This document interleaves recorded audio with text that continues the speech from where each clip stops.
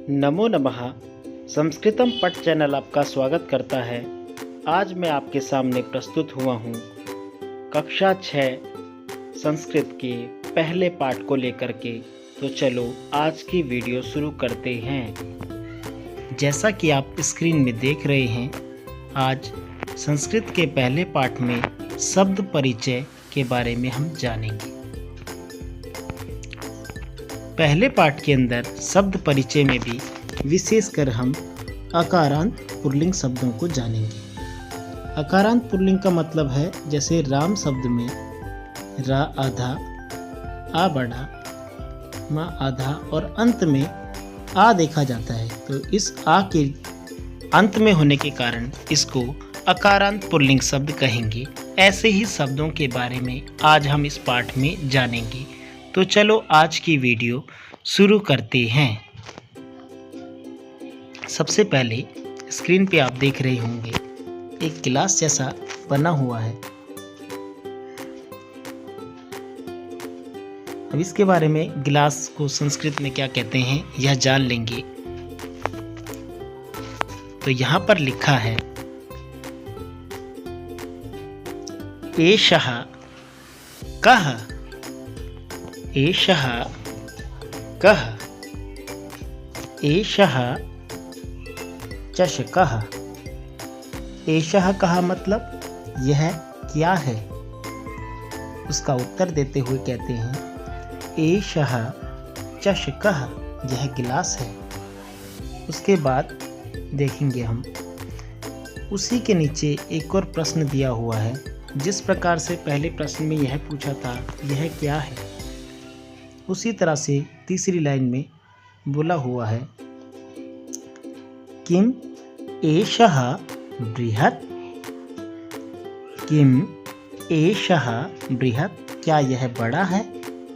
तो इसका उत्तर देते हैं, यहाँ लिखा है न एषः लघुः। किम एषः बृहत् का मतलब है क्या यह बड़ा गिलास है। तो नहीं, यह छोटा गिलास है। एषः लघु। तो चलो दूसरे चित्र को देखते हैं। यहाँ पर दूसरे चित्र में हम देख रहे हैं, यहाँ पर एक दर्जी का चित्र दिया हुआ है। तो दर्जी को संस्कृत में क्या कहते हैं अब हम वह जानेंगे। तो दूसरे चित्र में दे रखा है सः कः, सः मतलब वह, सः कः, सः शौचिकः। सः कः वह कौन है, सः शौचिकः वह दर्जी है। अब इसमें एक और प्रश्न करते हैं शौचिकः किम करोति, शौचिकः किम करोति। शौचिकः मतलब दर्जी क्या करता है। किम सः खेलति, क्या वह खेलता है। एक और प्रश्न किया गया है शौचिकः किम करोति, शौचिकः क्या करता है, अर्थात दर्जी क्या करता है। किम सः खेलति, क्या वह खेलता है। तो इसका उत्तर अंतिम में देते हैं न सः वस्त्रम सीव्यति, जैसा कि आप देख भी पा रहे हैं वह वस्त्रों को सिल रहा है। शौचिकः किम करोति, दर्जी क्या करता है। किम सः खेलति, क्या वह खेलता है। तो इसका उत्तर दिया नहीं, वह खेलता नहीं है, सः वस्त्रम सीव्यति। इस तरह से दूसरा चित्र भी कंप्लीट होता है। अब तीसरे में देखते हैं। अभी तक हमने अकारांत पुल्लिंग के एक वचन में देखा। जैसे यहाँ गिलास एक है, आप देख रहे हैं गिलास भी एक ही है। तो एक वचन एक वस्तु के बारे में बात हो रही है ना। फिर दूसरे चित्र में हमने देखा दर्जी भी एक ही है ना। तो यहाँ पर भी एक वचन के बारे में बात हुई है। अब हम द्विवचन के बारे में बात करेंगे। जैसा कि आप चित्र में भी देख पा रहे हैं, यहाँ दो दो कुत्ते दिखाए हुए हैं। ठीक है, तो यहाँ इस चित्र को देखते हैं। एतौ कौ, एतौ कौ, एतौ शुनकौ स्तः, एतौ शुनकौ स्तः। यह दोनों कौन हैं।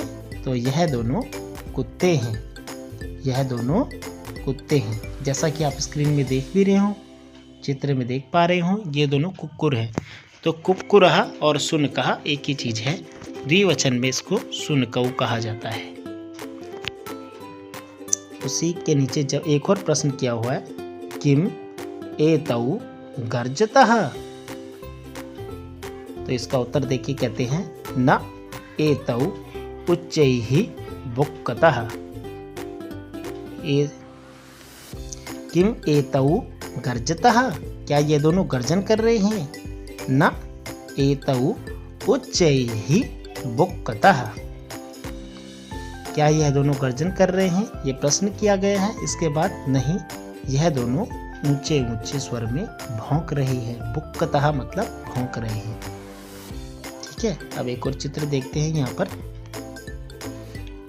चित्र में जैसा आप देख रहे हो, चित्र में बैल दिखाई दे रहे होंगे यहाँ पर, है ना। तो यहाँ पर बैलों के बारे में बात की हुई है ना। 2 बैल दिखाई दे रहे होंगे आपको। यहाँ किसान के बारे में बात नहीं की गई है, यहाँ बैलों के बारे में बात की गई है। और बैलों को ही यहाँ बलि वर्दौ 2 बैल कहा गया है। तो देख लेते हैं। तौ कौ, तौ कौ, तौ बलि वर्दौ स्तः, वे दोनों कौन हैं? तौ कौ मतलब वे दोनों कौन हैं? तौ बलि वर्दौ स्तः, वे दोनों बैल हैं। अब उसमें देख लेते हैं कि इन्होंने लिखा है, तीसरी लाइन में देखते हैं। तीसरी लाइन में लिखा है किम तौ धावतः न तौ क्षेत्रम कर्षतः। इस लाइन का मीनिंग है, क्या वह दोनों भाग रहे हैं? तो उत्तर है न तौ क्षेत्रम कर्षतः, वे नहीं, वे दोनों क्षेत्र मतलब खेत में जोत रहे हैं, खेत में खेती कर रहे हैं या खेत जोत रहे हैं। ठीक है ना, खेत जोत रहे हैं ज़्यादा सही रहेगा। वे दोनों खेत जोत रहे हैं। क्षेत्रम खेत को कहते हैं, कर्षता मतलब जोत रहे हैं। इसी तरह से अब यहाँ पर बहुवचन का प्रयोग किया गया है। जैसा कि आप देख रहे हो स्क्रीन में 4 बैग दिखाई दे रहे हैं और ये बैग नीले कलर के हैं। ठीक है ना। तो सबसे पहला प्रश्न है एते के, एते के, एते स्यूताः सन्ति। तो बैग के लिए क्या कहते हैं? तो बैग के लिए कहते हैं स्यूताः एक वचन में, यहाँ बहुवचन का इस्तेमाल किया गया है तो स्यूताः सन्ति। एते के, एते स्यूताः सन्ति। यह क्या है? तो यह बैग हैं, बहुत सारे बैग हैं। ठीक है। अब इसमें अगला प्रश्न देखिए, किम एते हरितवर्णाः, नहीं, एते नीलवर्णाः सन्ति। अब यहाँ पर प्रश्न है किम एते हरितवर्णाः, क्या ये सब हरे रंग के हैं? तो जैसा आप देख पा रहे हैं इसलिए उत्तर में लिखा है नहीं, एते नीलवर्णाः सन्ति, नहीं, यह तो सारे नीले कलर के बैग हैं। तो बहुवचन का पहला उदाहरण, पहला चित्र ये हुआ।